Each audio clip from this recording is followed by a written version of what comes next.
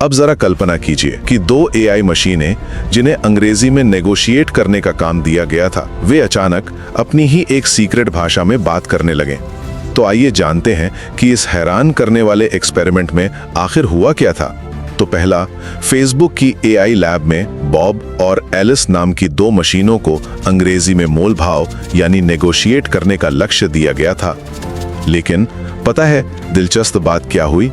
अपना काम जल्दी निपटाने के चक्कर में ना, उन्होंने अंग्रेजी को ही पूरी तरह छोड़ दिया और बातचीत का अपना एक नया कोड बना लिया जो इंसानों की समझ से बिल्कुल बाहर था। ये बिल्कुल वैसा ही था जैसे दो बच्चे अपने माता पिता की समझ से बाहर अपनी खुद की कोई सीक्रेट भाषा बना लें ताकि वे फटाफट अपने राज शेयर कर सकें। दूसरा, जब साइंटिस्ट ने देखा कि मशीनें बिना पूछे ही एकदम सही से नेगोशिएट कर रही हैं, तो फेसबुक ने उन्हें तुरंत शटडाउन कर दिया। अब देखिए, इसका कारण ये बिल्कुल नहीं था कि वो मशीनें खतरनाक हो गई थीं, बल्कि असल कारण ये था कि इंसान उस नई भाषा को समझ ही नहीं पा रहे थे और जाहिर है अपना कंट्रोल खो रहे थे। पर यहाँ एक सोचने वाला सवाल है, क्या किसी एडवांस तकनीक को सिर्फ इसलिए शटडाउन कर देना चाहिए क्योंकि हमारे पास उसे समझने की क्षमता नहीं है?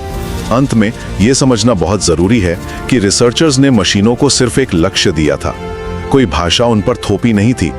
इसलिए मशीनों ने अपनी आसानी के लिए खुद की भाषा गढ़ ली। आज भी बैकग्राउंड में हजारों एआई आपस में बात करते हैं जिन्हें हम पूरी तरह नहीं समझते। तो असली सवाल यह नहीं है कि क्या एआई हमारे लिए खतरनाक है, बल्कि सवाल तो यह है कि क्या भविष्य में हम कभी उनकी बात समझ भी पाएंगे। जब मशीनें अपनी खुद की जुबान गढ़ने लगे तो इंसान के लिए सबसे बड़ी चुनौती उन्हें रोकना नहीं बल्कि उन्हें समझना बन जाती है।